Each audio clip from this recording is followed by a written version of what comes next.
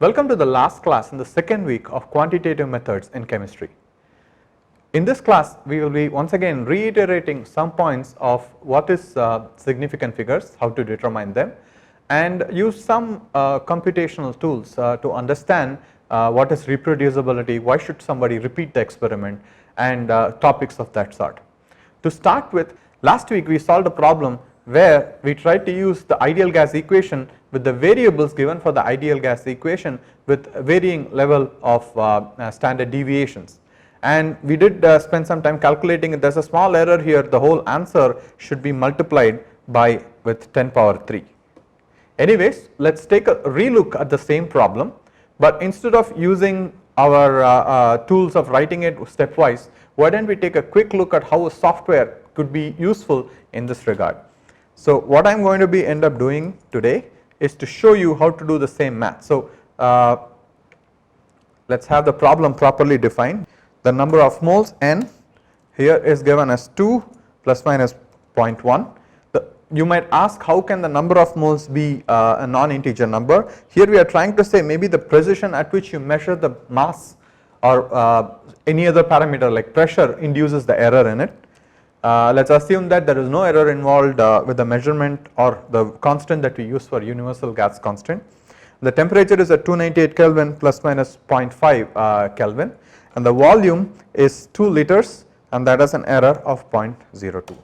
So then we want to find what is pressure, and let us say pressure here now can be calculated by the product of N times R times T divided by the volume, but of course we have to convert the volume into SI units. As we just realized last time, 1 liter is 10 power minus 3 meter cube, so this is going to be to the power of minus 3 meter cube. So the volume here comes up in SI units, as we did figure out last time. The pressure was found out to be 2477.522, but in reality is actually we have missed 10 power 3, so therefore the answer turns out to be 2477.572. Basically order 3 orders of magnitude higher. Okay, now that we determine this, why don't we redo the formula to find what is sigma p, where sigma p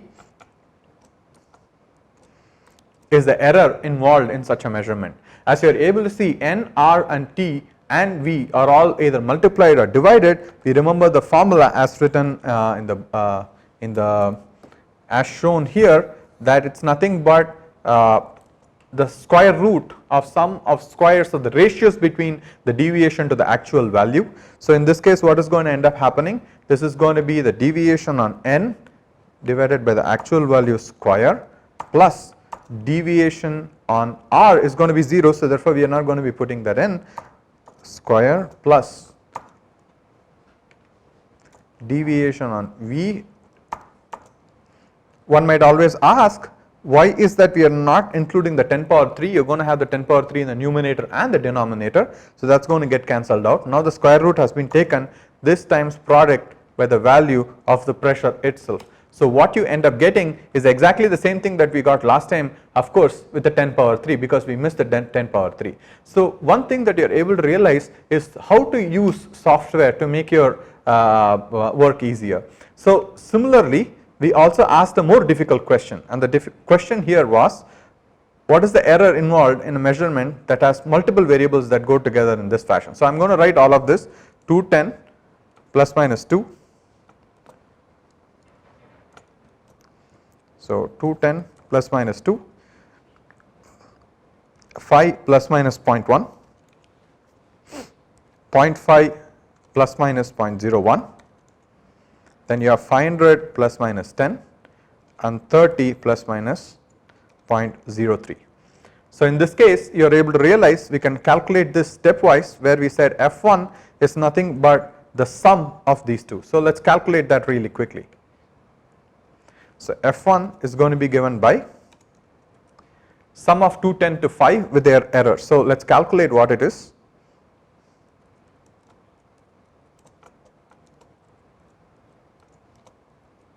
So F1 is going to be 210 plus 5. However, the error on it is going to be given by square root of squares of the standard deviations.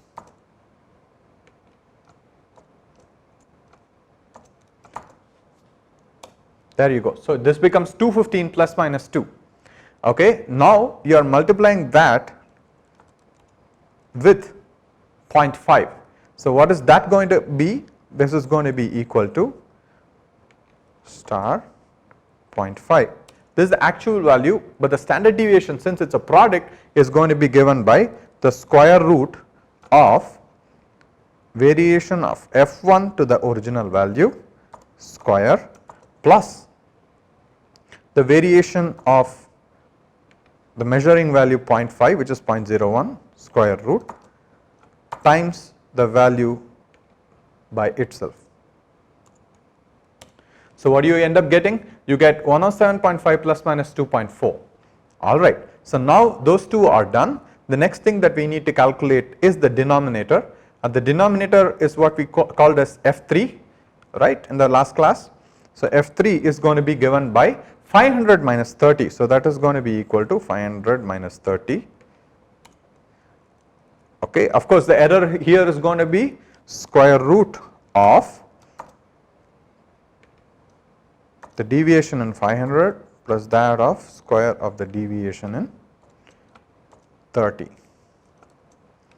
Okay, so that becomes 470 plus minus 10, and I would like to remind you, you need to have an F3 square. So that is going to be nothing but square of this value,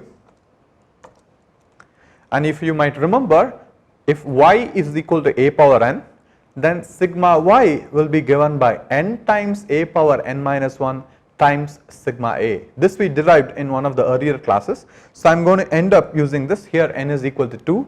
So this is nothing but 2 times a, where a is this, times the deviation in a.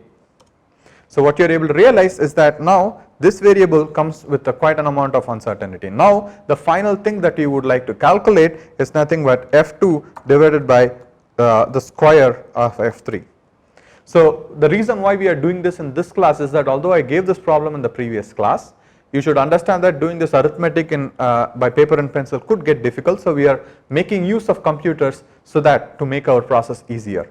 So what is this going to be? This is going to be equal to f2 divided by square of this. So that's the actual value, but now let's take a look at the error. One must understand it's a division, so therefore it goes back to square root of the error involved in f2 divided by the actual value itself, the whole square, plus the error involved in f3 divided by the f3 square divided by the actual value of f3 square, the whole square, times the actual value.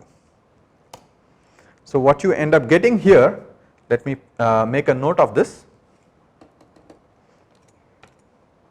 So now what you see here is that after all this arithmetic, you end up getting something like this, and we are able to realize the uncertainty comes in this given value because these two digits are what is uncertain. So the final answer for this problem would be 4.86, actually you can actually write it as 4.87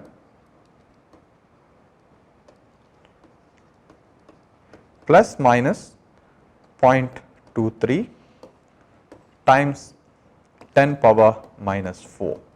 So once again, what I have shown you is to use arithmetic, but instead of us doing it in the calculator, we make use of a spreadsheet to do this, and we are going to see how we are going to exploit such a feature of computers as we go forward in this course. Okay, now that those two are done, let me quickly also review the concepts that we learnt in significant figures. So there are some rules that go with it, although I didn't enunciate it in this class. I will try to say those rules out clear. Any non-zero digit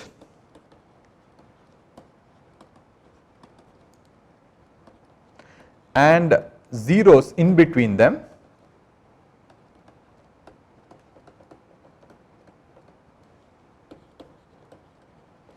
are significant. This just means that if you are having something like 2.001, these zeros are indeed significant, but on the other hand, this zero, the leading zero, is not going to be significant. So that is our next point. Of course, let me reiterate the first point. These two are non-zero digits and zeros in between them are indeed significant, and any number, so let us talk about leading zeros. Leading zeros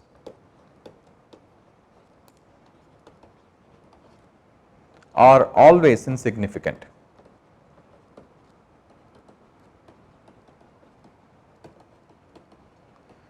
So what do I mean by that is that let us take an example. Let us say we have 0.002001. In this case, these zeros are not significant and these 4 digits are significant. So this still remains as something like this. Now let us ask about trailing zeros.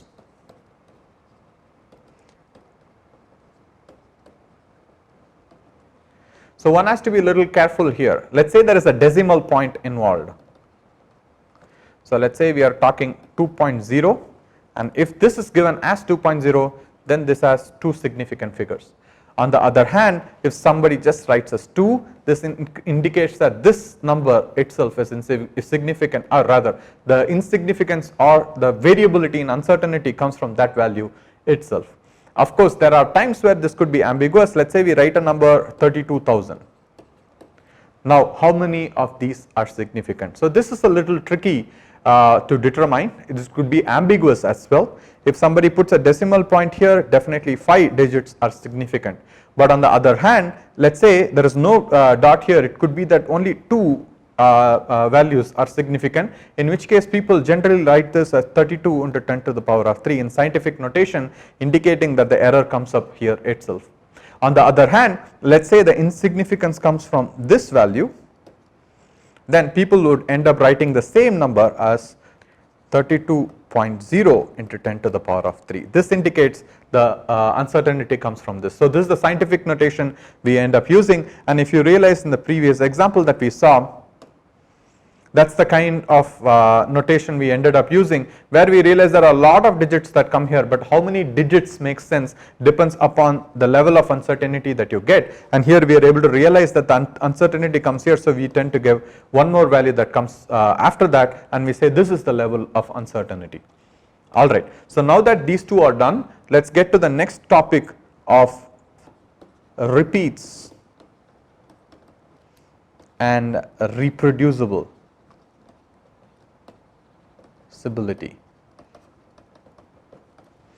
This is important because we keep saying that in a measurement a person gets a certain value, and if this is repeated enough, let us say we take a parameter A, and then if a person repeats it enough, we are going to get something like the standard deviation. And this is important because one is able to realize what is the level of uncertainty associated with that given variable. Now we are able to realize that we are talking about standard deviation here. But remember, standard deviation could be population or sample standard deviation, meaning that population standard deviation means taking the variance across every possible entity in the population, versus the sample standard deviation where you have a given set of values that could be obtained, but you take a small sample set to get your standard deviation. So these two could be slightly different, and of course when the sampling size goes to the entire population, you tend to see the truth that comes out of the uncertainty in the measurement. So now that you have taken something like this, let us assume that the same thing was repeated couple of times and you had the luxury of only taking the sample standard deviation in terms of sigma A and sigma B. So now what ends up happening, the first question that comes is, okay, are A and B similar? So I want you to remember, every time we talk about a variable and its standard deviation, the first thing that should come to your mind is the Gaussian distribution that comes up. So in this case, this is A with the width given by sigma A, and let us say B that is given with a width sigma B, and this is its average.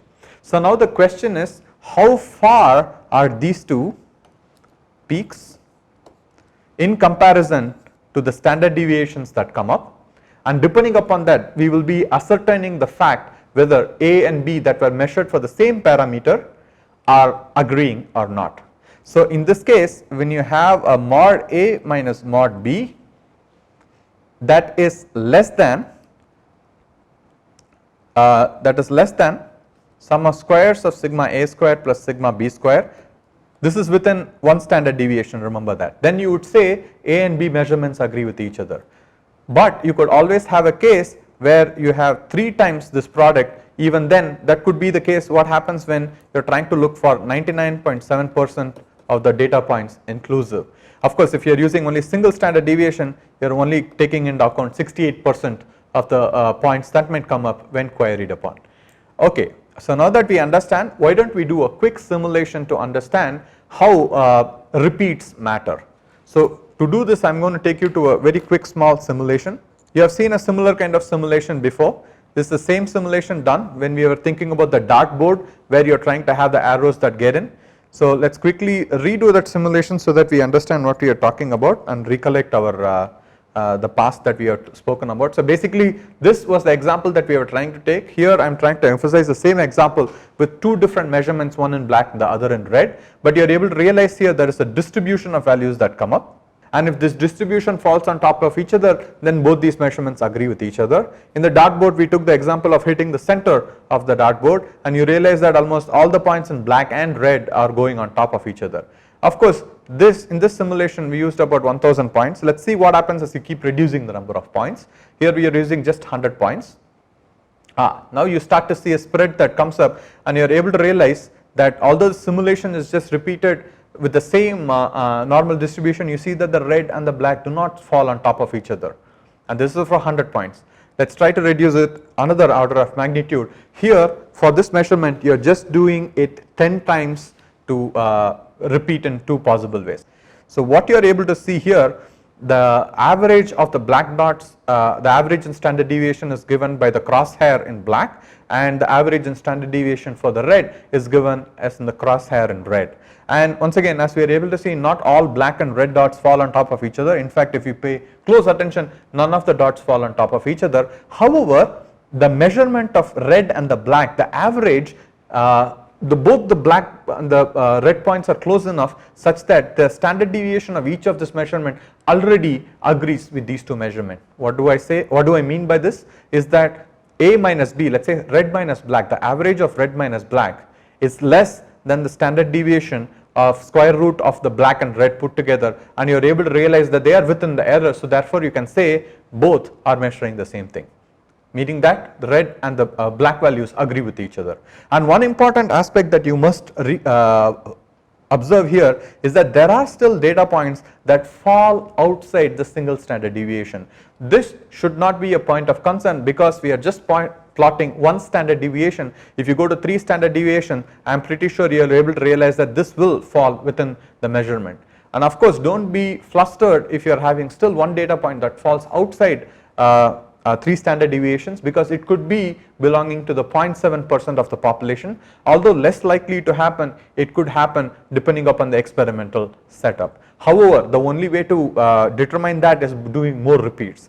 But what one is able to understand is that as the number of data points start to go lower and lower, you realize that the spread could be anyway. Let me repeat the same simulation again without changing any parameters for 10 data points. You start to see the spread is changing.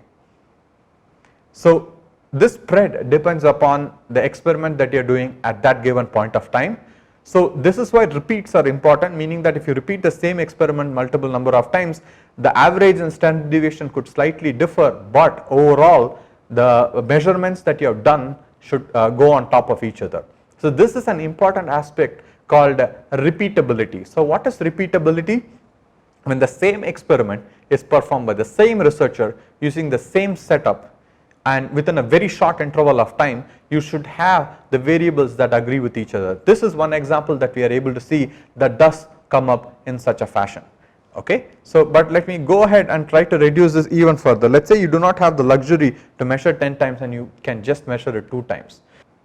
So let's zoom in, and what you are able to realize, the pink dot is actually the center of the dartboard, and you are able to realize the 2 measurements that you did in red and black are quite different from each other, and you start to realize it is possible that the red and black are not on top of each other, and this is a very important observation to make. Although it was exactly the same measurement and done by the same person, you are able to realize 2 different things come up. This could be because of the fact that the student did it in 2 different days, but does this mean the answer is different. So this could be very tricky, and which is why people keep on saying try to have as many data points as possible. So let me repeat it with the same distribution but with 4 data points. So now what ends up happening, let's zoom in again. What you are able to realize, along the vertical axis the 2 measurements agree, and along the horizontal axis as well the experiments start to agree. This is an important point once again to emphasize the point how when you add more and more data points you will be able to measure something more meaningful. So let's repeat the simulation again with 2 so that you are able to appreciate the fact that not always, so this is an exaggerated simulation where you are able to realize only along one of the axes the data points agree with each other. That is, along the horizontal axis they agree with each other, but along the vertical axis you are clearly able to realize they don't agree with each other. And interestingly enough, the red value at least goes close to the center of the dartboard while the black does not. Okay, this is a very, very important conclusion. So let's try to increase it to 10 and see what happens. Here you start to realize that both are indeed getting to the average, and the spread across the average does encompass the center of the dartboard, making you understand if that is the true value, the both measurements kind of agree with each other. So now let's actually go towards understanding what these different variables are. So let's reiterate some of the definitions which we did. Remember, we said science is nothing but building hypotheses based on observations, and these observations are made out of coherent experiments that are set up to understand one thing or the other. So basically this is the same thing we are trying to repeat here. Science offers critical analysis of influences and conclusions. This means that when a person writes an inference based on a measurement that has been made, we can do a critical analysis by repeating to make sure things are okay, and the conclusions that are drawn on such analysis could also be tested.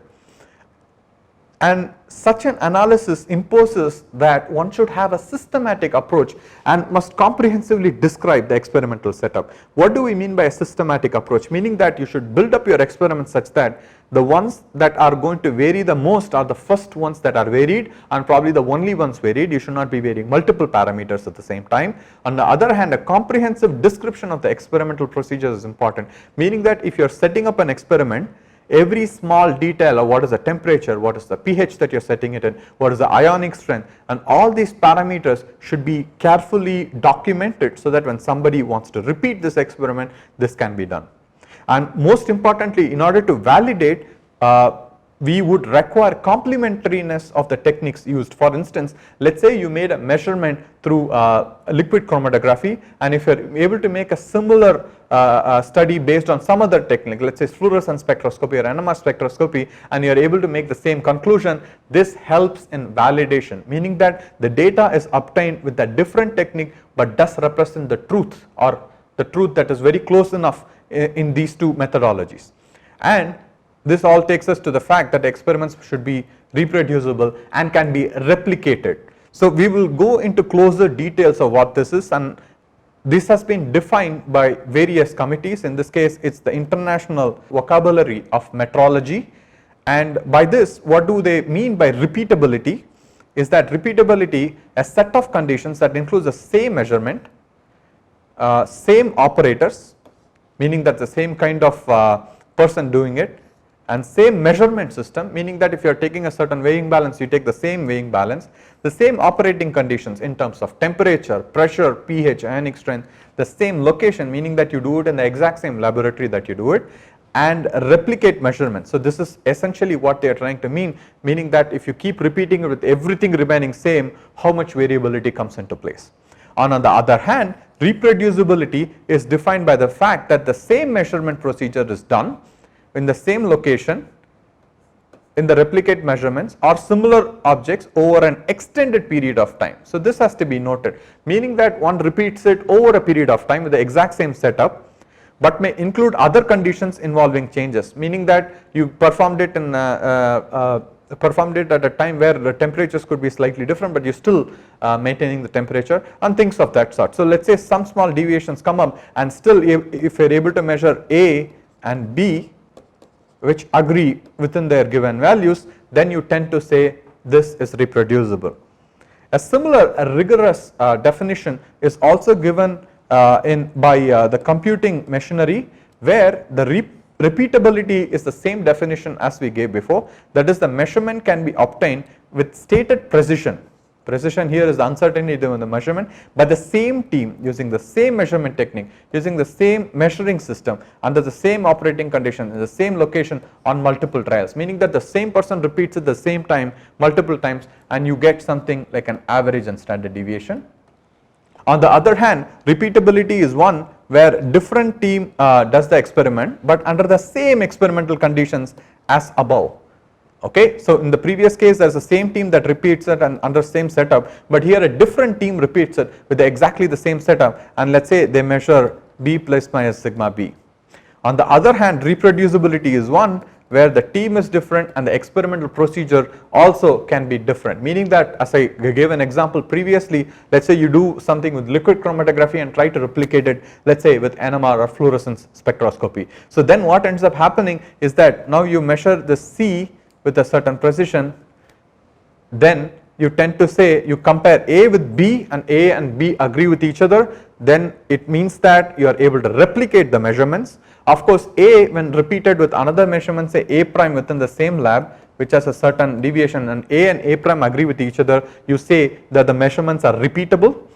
If A and B agree with each other and A prime and B prime agree with each other, this means that the data is replicable. On the other hand, if you are using a different team using different experimental parameters and measure C and C agrees with A and B, then it means that the measurement is reproducible.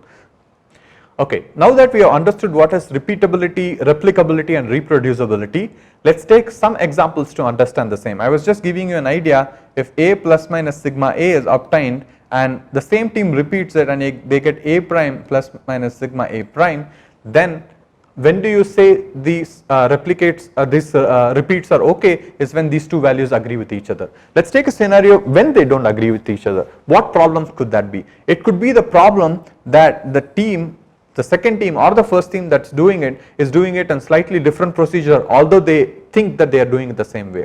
But it could also be the case that the experimental setup is changing and they have to pay closer attention to it and have better details that would help them repeat the experiment by themselves. This is a very important step, because without this one cannot be sure of the experiments or the results that they have obtained. On the other hand, let's say that the replicability that we get as B plus minus sigma B, let's say that A and B agree with each other, of course then you say the experiments and the results are replicable. But on the other hand, let's say they do not agree with each other. Now what is clearly happening is probably the protocol that has been shared across these different teams is not enough so that they are able to replicate these measurements. And this could happen in science often, because when somebody writes a paper, the amount of details that goes into materials and methods matters a lot. This is why people want to give as much information with high level of precision so that mistakes happen less. And on the other hand, let's say a team try to reproduce it with another complementary experiment, and let's say A and C do not agree with each other. This could be the case where when you measure A from a certain experiment and when you measure C from the other experiment, these two experiments are seeing something different altogether.